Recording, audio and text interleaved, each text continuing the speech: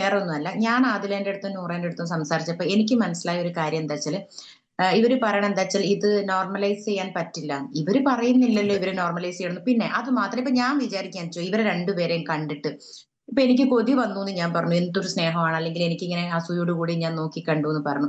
എന്ന് കരുതിയിട്ട് ഞാനിപ്പം എനിക്ക് വിചാരിക്കാൻ പറ്റുമോ എന്നാ പിന്നെ ഞാൻ അടുത്തൊരു പെണ്ണിനെ അങ്ങ് സ്നേഹിച്ചേക്കാന്ന്? അത് പറ്റില്ല.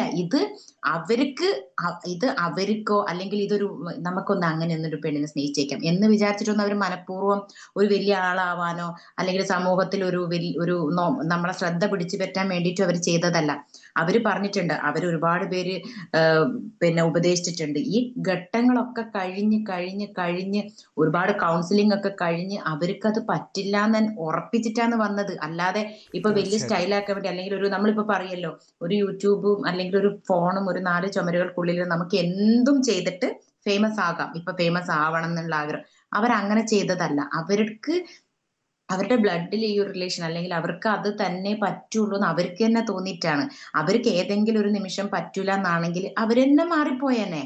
കാരണം ഇവർ എത്രയോ വർഷം ഞാൻ തീർച്ചയായിട്ടും. ഇവരടുത്ത് സംസാരിച്ചപ്പോ എന്റെ അടുത്ത് ഞാൻ നൂറിനെക്കാട്ടും ആദിലയായിട്ട് കുറച്ചും കൂടെ അറ്റാച്ച്മെന്റ് കൂടുതൽ. എനിക്ക് തോന്നുന്നു പലരും പറയും എന്നെ ആദിലിനെയും കാണാൻ ഏകദേശം എന്തൊക്കെയോ ഒരു കട്ടുണ്ട് എന്ന് പറഞ്ഞത് കൊണ്ടാണ്. എന്റെ കുടുംബക്കാരൊക്കെ പറയും ആദിലന്റെ ഒരു കട്ടുണ്ട് എന്ന് പറയും. അപ്പം ഇനി എന്നെ പോലെ തോന്നിയിട്ടാണോ എന്താണെന്നറിയില്ല, എനിക്കൊരു പ്രത്യേക ഒരു അറ്റാച്ച്മെന്റ് ആദിലന്റെ അടുത്തുണ്ട്. അപ്പൊ ഞാൻ ആദിലന്റെ തീർച്ചയായിട്ടും. അടുത്ത് അപ്പോൾ ഞാൻ ചോദിക്കുകയാണ്, സരിക ചേച്ചിയുടെ കുട്ടികളോ അല്ലെങ്കിൽ സരിക ചേച്ചിക്ക് ശേഷമുള്ള മറ്റൊരു പാരമ്പര്യമൊക്കെ തന്നെ ഇതിനെ അംഗീകരിക്കാൻ സാധ്യതയുണ്ടോ? എങ്ങനെയാണ് സരിക ചേച്ചിയുടെ വീട്ടിനകത്തേക്ക് ഇവരെ സ്വാഗതം ചെയ്യുമോ? ഞാനും അതാ പറഞ്ഞത്. കാരണം ഞാനിപ്പോ പറയും ഇപ്പൊ ഞാൻ ഇഷ്ടപ്പെട്ട് കെട്ടിയതാണ്. അപ്പൊ പണ്ടൊക്കെ അച്ഛനും അമ്മമാർക്ക് രക്ഷിതാക്കൾക്ക് ഒരു ആൺകുട്ടിനോ പെൺകുട്ടിയോ കല്യാണം കഴിക്കുന്നതിന്റെ ടെൻഷൻസ് മാത്രമേ ഉള്ളൂ. ഇപ്പൊ നമ്മളെ സമൂഹത്തിൽ അങ്ങനെയല്ല. ഇപ്പൊ നാളെ എന്റെ അഞ്ജനൻ ഒരു ആൺകുട്ടീനെയാണ് അല്ലെങ്കിൽ എനിക്ക് അവരോടാണ് ഇഷ്ടം എന്ന് പറയും.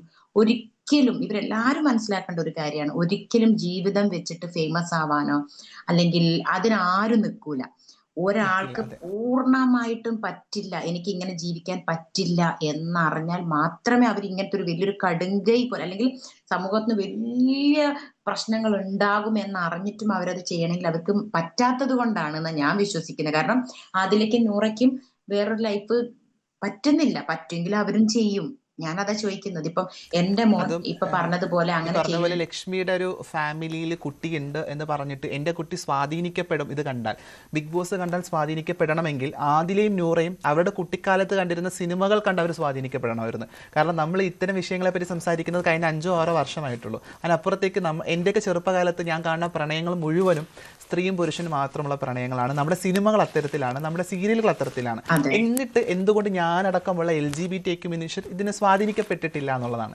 ഇതൊന്നും സ്വാധീനിക്കപ്പെടുന്നതിൻ്റെ പ്രശ്നമല്ല. ഇതൊക്കെ കൃത്യമായിട്ട് വിദ്യാഭ്യാസം കിട്ടിയാൽ മനസ്സിലാക്കാൻ സാധിക്കുന്നതാണ്. നാളെ എഴുന്നേറ്റ് നമുക്ക് ഞാൻ ഒരു ആൺകുട്ടിയെ പ്രണയിക്കാമെന്ന് വിചാരിച്ച് മറ്റൊരു ആൺകുട്ടി നിൽക്കുന്നില്ല. ഇല്ല, നാളെ ഒരു എഴുന്നേറ്റ് ഒരു പെൺകുട്ടി മറ്റൊരു പെൺകുട്ടിയെ പ്രണയിക്കാമെന്ന് വിചാരിച്ച് നടക്കുന്ന കാര്യമല്ല. കഴിഞ്ഞ കുറേ കാലത്തെ സ്ട്രഗിളിങ്ങിൻ്റെ ഫലമാണ് അവരുടെ സെക്ഷുവാലിറ്റി അവർ തിരിച്ചറിയുന്നത്. എനിക്ക് തോന്നുന്നു സരിക ചേച്ചി വളരെ ബ്യൂട്ടിഫുൾ ആയിട്ട് തന്നെ ആ വിഷയത്തെ നോക്കി കാണുന്നുണ്ട് എന്നുള്ളത് വലിയ സന്തോഷമുണ്ട്. കാരണം നമ്മളൊക്കെ തന്നെ നമ്മുടെ അനുഭവങ്ങളിലൂടെയാണ് ഈ വിഷയത്തെയൊക്കെ തന്നെ മനസ്സിലാക്കിയത്, അല്ലേ? അതെ. അതെ. നമ്മളാരും ഒരിക്കലും ഇവിടെ പഠിച്ചിട്ടില്ല, നമ്മൾ മറ്റ് അത്തരം എഡ്യൂക്കേഷൻ നമുക്ക് കിട്ടിയിട്ടില്ല എന്നാണ് ഞാൻ മനസ്സിലാക്കുന്നത്. അതെ. പിന്നെ ഒരിക്കലും നമുക്കിപ്പൊ ഞാൻ ചോദിക്കട്ടെ, ഇപ്പൊ നമ്മൾ എപ്പോഴും പറയും നമ്മൾ ചെയ്യുന്നത് കണ്ട് അടുത്തൊരാൾ ചെയ്യും അല്ലെങ്കിൽ നമ്മൾ അങ്ങനെ ചെയ്യും. അങ്ങനെയൊന്നും ചെയ്യാൻ പറ്റുമൊന്നുമില്ല. അത് ഈ കാര്യത്തിൽ നമുക്ക് തീരെ പറ്റൂല. കാരണം പറ്റില്ല. അതെ. ഞാനിപ്പോ വലിയൊരു ഉദാഹരണം പറഞ്ഞതാണ്. ഇപ്പൊ എന്റെ മോൻ ഇത് കണ്ടെന്ന് പറഞ്ഞു അവരത് ചെയ്തു എന്നാ ഞാനത് ചെയ്യട്ടെ എന്ന് പറഞ്ഞാൽ നമുക്ക് ചെയ്യാനുള്ള ഒരു മനസ്സും നമ്മളുടെ ബോഡിയും ഒക്കെ അതിന് അങ്ങനെ ആയിരിക്കണം. അല്ലാതെ ഒരു ആവേശത്തിലൊന്നും ചെയ്യാൻ പറ്റുന്ന കാര്യമില്ല. പിന്നെ ഈ ലക്ഷ്മി ഇല്ല എന്ന് പറഞ്ഞത് കൊണ്ട് അവർക്ക് കിട്ടിയ ഒരു ഗുണം എന്ന് പറഞ്ഞു കഴിഞ്ഞാൽ, ഇല്ല നമ്മൾ പറയില്ല ഇല്ല എന്ന് പറഞ്ഞൊരു വീട് കൊണ്ട് കുറെ ദിവസം അവിടെ നിൽക്കാൻ പറ്റിയ ഒരാളാണ് അവര്. തീർച്ചയായിട്ടും, തീർച്ചയായിട്ടും. ഞാനത് എടുത്തു പറയേണ്ട ഒരു കാര്യം, ലക്ഷ്മി എന്നുള്ള മത്സരാർത്ഥിക്ക് ആ ബിഗ് ബോസ് ഹൗസിനകത്ത് എന്ത് കണ്ടന്റ് ഉണ്ട് എന്ന് ചോദിച്ചു കഴിഞ്ഞാൽ ഇല്ല എന്ന് പറഞ്ഞാൽ ഈ വിഷയത്തിൽ ഇടപെട്ട ഒരൊറ്റ വിഷയം അത് മാത്രമേ മാത്രമേ ഉള്ളൂ. ഉള്ളൂ. അതെ. നേരെ അതെ. മറിച്ച് മുൻപ് കടന്നുപോയി മത്സരത്തിൽ തോറ്റുപോയി അല്ലെങ്കിൽ എവിക്റ്റഡ് ആയി പോയിട്ടുള്ള പല മത്സരാർത്ഥികൾക്കും എടുത്തു പറയാൻ 10-20 കണ്ടന്റുകൾ, വളരെ ഫേമസ് ആയിട്ടുള്ള കണ്ടന്റുകൾ. അതെ. അതെ. എനിക്ക് സരിക ചേച്ചിക്കും സരിക ചേച്ചിയുടെ പുറത്തേക്ക് ഇറങ്ങുന്ന സമയത്ത് തിരിഞ്ഞു നോക്കുമ്പോഴത്തേക്ക് ഒത്തിരി വിഷയങ്ങളെ പറ്റി സംസാരിച്ചതും ഇടപെട്ടതായിട്ട് കാണാൻ സാധിക്കും. പക്ഷേ ലക്ഷ്മിക്ക് ആ ഒറ്റൊരു വിഷയമേ ഉണ്ടായിരുന്നുള്ളൂ. അതുകൊണ്ട് മാത്രം കുറച്ച് ദിവസം നിൽക്കാൻ പറ്റി എന്നുള്ളതാണ് ഞാനടക്കമുള്ള ആൾക്കാർ അതെ. മനസ്സിലാക്കുന്നത്. എനിക്കും വേണമെങ്കിൽ ഇപ്പൊ ഞാൻ പറയാം, ഇപ്പൊ ഞാൻ ചെയ്യട്ടെ, ഇപ്പൊ ഞാനൊക്കെ എത്രയോ വർഷമായിട്ട് ഇൻഡസ്ട്രിയിലുള്ള എനിക്ക് വേണമെങ്കിൽ ഇവിടെ നിന്ന് പോകുമ്പോൾ ഞാൻ വിചാരിക്കാം, അല്ലെങ്കിൽ എനിക്കൊരു കണ്ടന്റ് ഉണ്ടാക്കണം, അല്ലെങ്കിൽ എനിക്കൊന്ന് ആളാവണം. ഇപ്പൊ ഇപ്പോഴത്തെ ഒരു ഫേമസ് വാക്കുണ്ടല്ലോ, കുലസ്ത്രീ ആവാൻ വേണ്ടിയിട്ട് ഇവരെ അതെ. ഉപദേശിക്കുകയോ ഇവരോട് ഇങ്ങനെയൊക്കെ മാറി ചിന്തിക്കും എന്നൊക്കെ പറഞ്ഞ് എനിക്കും ചിലപ്പം എന്താ പറയാ, നെഗറ്റീവായിട്ടോ പോസിറ്റീവായിട്ടോ കുറച്ച് ദിവസം കൂടെ അവിടെ നിൽക്കുകയോ അങ്ങനെ എന്തെങ്കിലുമൊക്കെ ചെയ്യാം. പക്ഷെ എനിക്ക് അവിടെ ഭയങ്കര ജെന്യൂൻ ആയിട്ട് തോന്നിയ ഒരു കാര്യമാണ് ഇവരുടെ. നമുക്കൊരു ഞാനൊരു കാര്യം പറയാം, നമുക്കിപ്പോ ചില ബന്ധങ്ങൾ കാണുമ്പോൾ നമുക്കൊരു അറപ്പാകും, അല്ലെങ്കിൽ നമുക്കൊരു അച്ചിയം തോന്നും. എനിക്ക് ഒരു നിമിഷം പോലും ഒരു ഒരു ഒരു സെക്കൻഡ് പോലും ഇവരുടെ ഒരു പെരുമാറ്റ രീതികളോ കാര്യങ്ങളോ ഒന്നും നമ്മൾക്ക് പോലും ഒരു ബുദ്ധിമുട്ടുണ്ടാക്കുന്ന വിധത്തിൽ അവർ പെരുമാറിയിട്ടില്ല. ആ ഒരു നമുക്ക് ബുദ്ധിമുട്ടുണ്ടാക്കാത്തിടത്തോളം കാലം പോലും നമ്മൾ അവരുടെ കാര്യത്തിൽ ഇടപെടേണ്ട കാര്യം പോലും ഇല്ല എന്നാ ഞാൻ പറയാ. ഇല്ല. മാത്രമല്ല അവരാരും ക്ലാസ് എടുക്കുന്നില്ല. അവര് പ്രണയത്തെപ്പറ്റി നിരന്തരം സംസാരിക്കുന്നില്ല. ഇല്ല ഇല്ല അവർ ഇല്ല. പ്രണയിക്കുന്ന ആളുകളാണെങ്കിൽ പോലും അവർ അതിന്റെ ഒരു ഇടപെടലും അവിടെ നടത്തുന്നില്ല എന്നുള്ളതാണ് നമ്മളൊക്കെ തന്നെ പുറത്തിരുന്ന് കാണുന്നത്. അതെ അതെ. സരിക ചേച്ചി, നമ്മളിപ്പം 100ാമത്തെ ദിവസത്തിലേക്ക് ബിഗ് ബോസ് അടുക്കുകയാണ്. ഗ്രാൻഡ് ഫിനാലിലേക്ക് എത്തുകയാണ്. പലപ്പോഴും പല ദിവസങ്ങളിലായിട്ട് പലരും നമ്മളെ ഇവിടെ വിട്ട് പുറത്തേക്ക് ഔട്ടായിട്ടുണ്ട്. എന്ത് തോന്നുന്നു അവസാനത്തെ ഫൈനൽ 7ലേക്ക് നോക്കി കാണുന്ന സമയത്ത്?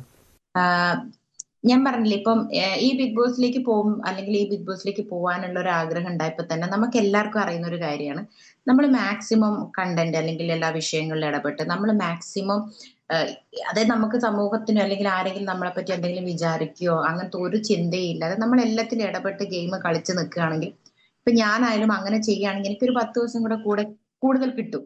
പക്ഷെ എന്നെ സംബന്ധിച്ചിടത്തോളം ഞാൻ ആലോചിച്ചത് എന്താ വെച്ചാൽ ഒരിക്കലും അങ്ങനെയൊന്നും ചെയ്യേണ്ട കാര്യങ്ങളില്ല. പിന്നെ ഇപ്പോഴത്തെ സീസണിൽ ഏറ്റവും ഒരു സങ്കടകരമായിട്ടുള്ള ഒരു കാര്യം എന്താ വെച്ചാൽ PR വർക്ക് ഒരുപാട് ജോലി ചെയ്യുന്നത്. അവിടെ അതിന്റെ തീർച്ചയായിട്ടും. ഉള്ളിലെ ഗെയിമിനേക്കാൾ കൂടുതൽ PR വർക്കാണ് ഇവിടുന്ന് കഷ്ടപ്പെടുന്നത്. അപ്പം PR ഇല്ലാത്തവരൊക്കെ പുറത്തു പോവുകയും PR ഒരുപാടുള്ളവരും അവിടെ നിൽക്കുന്നത് കാണുമ്പോൾ ഒരു ചെറിയ വിഷമമുണ്ട്. അത് കാരണം ഇപ്പൊ ഇപ്പൊ ഇന്നാളെ ഒരിക്കൽ ഒരാൾ ഇന്റർവ്യൂല് പറഞ്ഞപ്പോ എനിക്കത് ഭയങ്കരമായിട്ട് എനിക്കും സന്തോഷം തോന്നിയ ഒരു കാര്യമാണ്.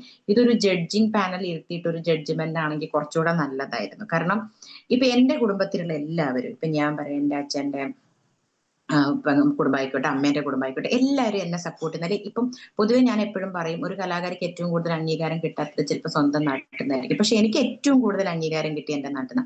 എന്റെ നാട്ടിലുള്ള മൊത്തം ആൾക്കാരും എന്താ പറയാ, ഭയങ്കര സപ്പോർട്ടായിരുന്നു എന്നെ.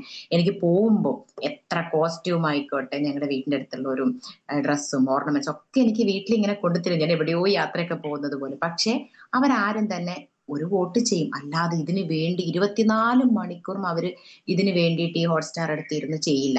അത് ചെയ്യാൻ നമ്മളൊരു ടീമിനെ തന്നെ ഏർപ്പാടാക്കണം. പക്ഷെ മിമിക്രിയിൽ വലിയ രീതിയിൽ പറഞ്ഞ കുറേ അധികം ഇടപെടൽ നടത്താൻ സാധിച്ച ഒരാളാണ് സരിക ചേച്ചി. പെട്ടെന്ന് പറഞ്ഞാൽ ഒരാളുടെ ബിഗ് ബോസിനകത്തുള്ള ഒരാളോ ഇല്ലെങ്കിൽ മോഹൻലാലിൻ്റെ സാർ അങ്ങനെയുള്ള ഏതെങ്കിലും ഒരു ആളുടെ സൗണ്ട് അനുകരിക്കാൻ പറഞ്ഞാൽ എങ്ങനെയാണ്, ആരെ പറ്റും? അല്ല, നമ്മുടെ അത് പ്രേക്ഷകർക്ക് സത്യം പറയണ വേണ്ടിയിട്ട്. അതെനിക്ക് പറ്റൂല കേട്ടോ. കാരണം ഞങ്ങള് അവിടെ നിന്നൊക്കെ ഇങ്ങനെ പിന്നെ ഞങ്ങള് തമാശക്കൊക്കെ എന്തെങ്കിലും പറഞ്ഞൊക്കെ നോക്കുന്നല്ലാണ്ട്. ഞങ്ങൾ കണ്ടിരുന്നു അത് ലൈവിലൊക്കെ. അനുകരിക്കാൻ ഭയങ്കര ഒരു മിടുക്ക് കാണിച്ചിരുന്ന ഒരാളാണ്. അത് വളരെ രീതിയിൽ തന്നെ അത് ലൈവിൽ കൃത്യമായിട്ട് റിഫ്ലക്ട് ചെയ്തിട്ടുണ്ടെന്നുള്ളതാണ്. അപ്പം അങ്ങനെ ഉണ്ടെങ്കിൽ പക്ഷെ നമുക്ക് ഇല്ല, ബിഗ് അത് ബോസിന് കുറച്ചുകൂടെ ഒന്ന് പഠിക്കണം. പുറത്തിറങ്ങിയതോ. കാരണം ഞാൻ ഇപ്പൊ എന്താ പറയാ, ഇപ്പൊ 2-3 പേരൊക്കെ ഇങ്ങനെ മിമിക്രി ചെയ്തിട്ടുണ്ട്, ഒരുപാട് പേരുടെ ശബ്ദമൊക്കെ ഇമിറ്റേറ്റ് ചെയ്ത് കണ്ടിട്ടുണ്ട്.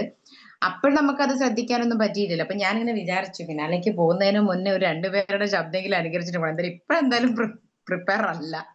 എന്തായാലും പഠിക്കണം, തീർച്ചയായിട്ടും. പെട്ടെന്ന് പഠിക്കാൻ പറ്റുന്ന. ഇപ്പം രേണുവിനെ തന്നെ ഞാൻ ചുമ്മാ ഇങ്ങനെ ഇമിറ്റേറ്റ് ചെയ്തപ്പോ തന്നെ എനിക്ക് ചീത്തവിളിയും ഒന്ന് ശ്രമിക്കാമോ? ബഹളമായിരുന്നു. നമ്മളെ ന്യൂസ് 18 പ്രേക്ഷകർ ആകാംക്ഷയോടെ കാത്തിരിക്കുന്നുണ്ട്. അപ്പം ആരുടെയെങ്കിലും ഒരാളുടെ ഒരു അനുകരണം ചെറിയ രീതിയിലെങ്കിലും. അയ്യോ, ഞാന് പ്രിപ്പയർ അല്ലാന്നേ. കാരണം എന്താ വെച്ചാൽ ഇപ്പൊ പണ്ടൊക്കെ എന്ന് പറഞ്ഞു കഴിഞ്ഞാൽ, ഇപ്പൊ ഒരു സ്റ്റേജ് ഷോയിൽ നമ്മളൊരു ആളുടെ ശബ്ദം അനുകരിച്ചു കഴിഞ്ഞാൽ അത് ശരി, ചിലപ്പം നന്നാവും, ചിലപ്പോൾ നന്നായില്ല, അപ്പൊ തന്നെ ചിലപ്പോൾ കയ്യടി കിട്ടും, അല്ലെങ്കിൽ വേറെ എന്തെങ്കിലും കാരണങ്ങൾ കൊണ്ട് നമുക്കത് ചെയ്യാം. ഇപ്പൊ അങ്ങനെയല്ല. ഇപ്പൊ നമുക്ക് എന്തെങ്കിലും കയ്യിൽ സോഷ്യൽ നിന്ന് മീഡിയ. പോയാൽ താഴെ വരുന്ന കമന്റ് വായിച്ചു കഴിഞ്ഞാൽ ജീവിതത്തിൽ പിന്നെ മിമിക്രി എന്തായാലും ചെയ്യും. നമ്മൾ ന്യൂസ് 18 പ്രേക്ഷകരൊക്കെ വളരെ തന്നെ പോസിറ്റീവായിട്ട് കാണുന്നതാണ്. അല്ല, ഞാൻ പ്രത്യേകിച്ച് പറയാ, നമുക്ക് സ്ത്രീകളുടെ ഡെവലപ്മെന്റ്സിനൊക്കെ. മിമിക്രിയേ ചെയ്യാൻ താല്പര്യം തോന്നൂല. ഞാൻ എന്തായാലും ഇപ്പൊ നമ്മൾ നേരത്തെ പാടിയത് ഒരു നാടൻ പാട്ടാണല്ലോ.